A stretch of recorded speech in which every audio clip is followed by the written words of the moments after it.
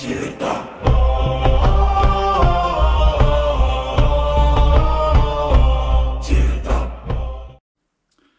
folks, welcome to Tyrdom. So today I wanted to talk about paganism for a while, because I've got some comments and I've read a lot about paganism in various sources and on different channels and things of that nature.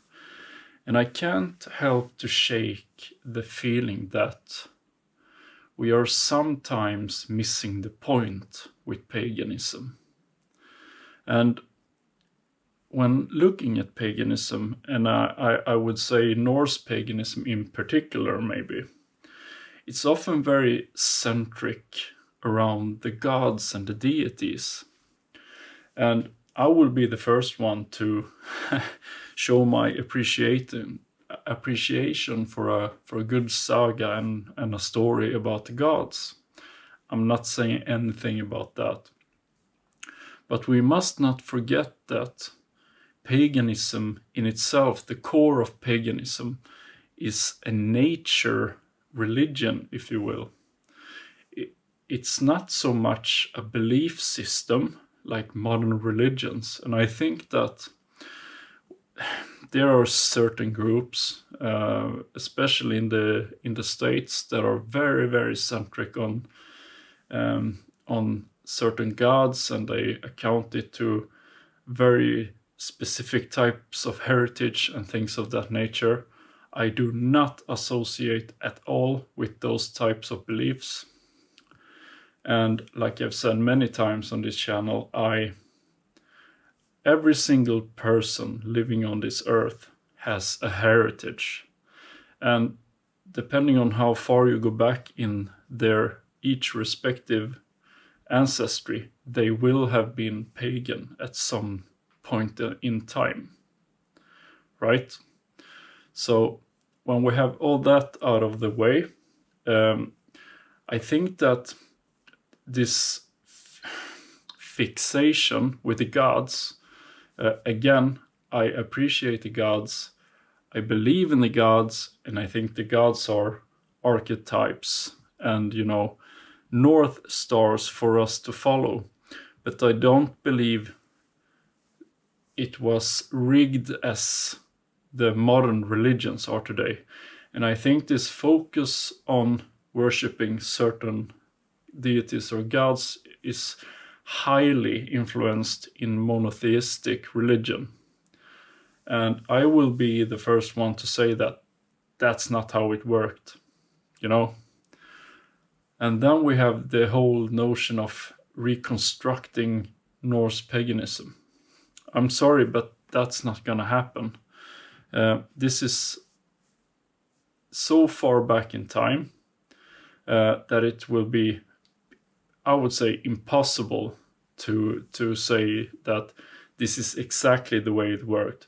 We have some notion of it, of course, and we have the runes, we have the Eddas, we have the Icelandic sagas, etc.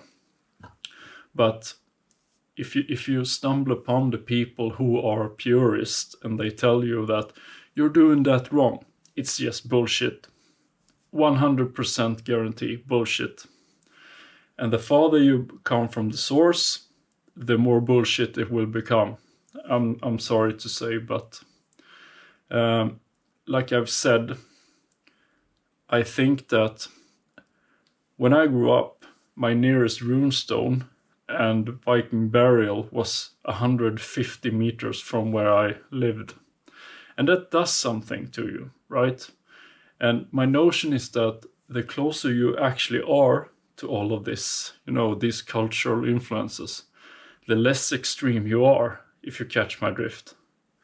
But let's get back to paganism. So, like I said, basically all humans who ever lived were pagan at some point in time. And the Romans were pagans, the ancient Greeks were pagan, and the list goes on. But if we look at paganism as a concept, it's not about worshipping. It's more about alignment. And it's not just alignment, it's alignment with nature and the limits and the consequences of nature. And I'm happy to say that over the last couple of years, I've seen a shift in paganism and also in traditional beliefs. And that's partially why I chose to start Tyrdom at this particular moment. And I see across the West that people are leaving their traditional religions. And it's not always from rebellion. Sure, some people get tired of living on their knees, and I fully accept and understand that.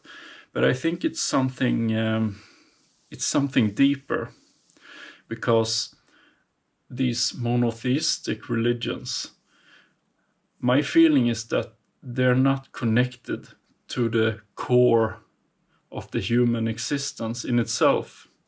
And it kind of distances you from nature, the body, the shameful, the seasons, and the place, and the ties to the lands, which I so often talk about.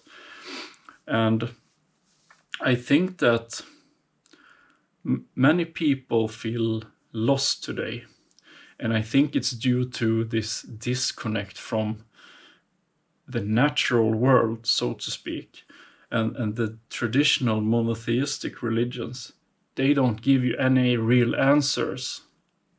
They give you more or less fantastical stories, but no explanation.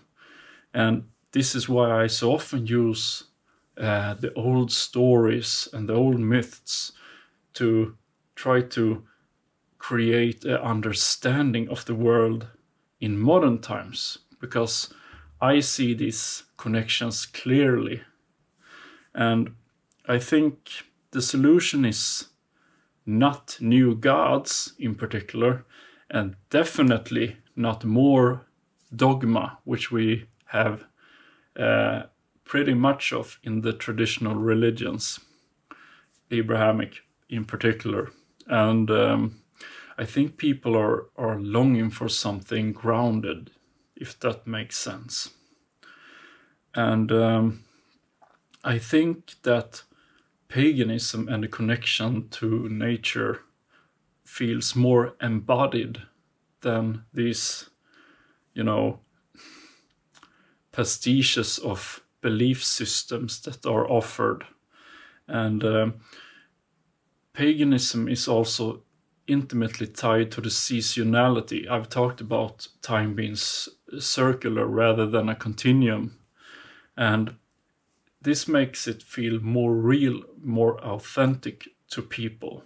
And it's more a feeling of accomplishment, and it feels earned, not like a grandiose promise in the end of the rainbow as the other religions offer.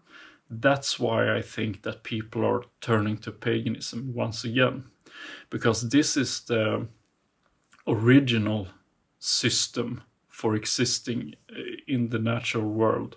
There's no doubt about that.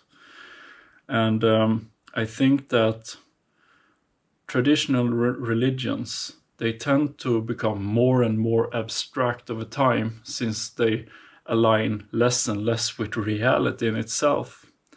And I think many faiths, they kind of move upwards in time, up in the sky to the Almighty Father up there somewhere in the clouds, and towards the afterlife, which creates a discrepancy between the natural life here and now and the end game, so to speak.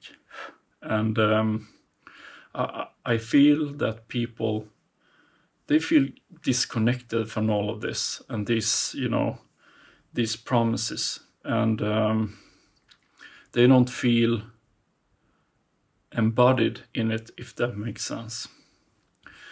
And if we look at paganism it's quite the opposite of these promises in those religions. Paganism, on the other hand, connects you to the living world here and now, and it roots you, hence the Yggdrasil logo for this channel, because you need the roots, but you also need to reach for the divine. And I think that the optimum human experience is in between these two. You need to have roots in order to understand your direction in life, and so on. And I think that people are starting to long for the soil, the woods again, and they want to come back into their body. I know this sounds a bit wishy-washy, but we become more and more digitalized, and we become more and more disconnected from the human experience, if that makes sense. And people just want to come back into their daily lives. It's not about escaping the air quote real world. It's about feeling as a participant in it rather, and not a spectator, if that makes sense. And I think this becomes extrapolated. I think it's the extrapolated because we live our lives indoors, always connected, oftentimes out of season. Take a simple thing as the food we eat. Just 100 years ago, we ate seasonal. Today we can get anything we want at any time we want, basically. And we basically live a very protected, safe life. And we wait for the monthly bills to come to cover for our, lifestyles. And I think that people start to feel a bit disorientated in this world, rootless, and unmoored, I think is the right word for this. And I think that people are starting to long for something older, more grounded, and I think they are looking for the human experience again, basically. And a big difference between the modern religions today and paganism is that paganism does not promise comfort. And like I've said in another video, the notion of winter is not symbolic. It was dangerous. And hunger was not a metaphor. It was real. And I think death in itself was an integrated part of life. Today, we don't talk about death. We do our best to forget everything that passed and just look forward for the new gadgets, what's new and improved. And I think when we cut those roots, the human existence starts to float away. And I think this is a very human reaction, actually. And I think that we can also see this this framework, if you will, as something sacred. And I think that, like I said in a previous video, we live in a limitless time now. And if we look at the Old Norse, they didn't see this as some kind of oppression. It was what it was, so to speak. And on the flip side, they saw these limitations in life as a part of the structure. Today, when anyone can become what they want, you can do anything, there's no limits. That's not how the natural world works, And I talked about Jörmungandr, the world serpent, and the concept of Jormungandr encircling the earth and biting down on its tail to enclose it. And it was this balance between stability and restraint, and balance through boundaries. And this is also a part why I think these old stories, these old narratives are resonating with modern people until this day. And if you break these boundaries, the world trembles, like I've talked about in the case of the giants that are moving in Greenland at the moment. And I think that this disconnect from the human experience is why we see a lot of discomfort in certain patterns. I'm thinking about anxiety, burnout, you know, the longing for meaning, and the constant distractions and dopamine kicks we get from online media today. And I think all of these things is a symptom of misalignment to the natural experience, if that makes sense. And I think that paganism in itself is not mainly about rejecting religion.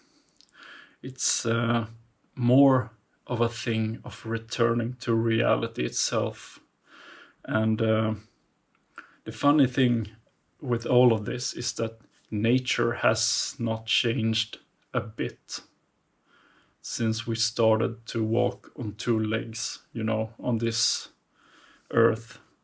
And the only thing that has really changed is our relationship to the earth itself, and the disconnect from our ancestry, and thereby the loss of meaning.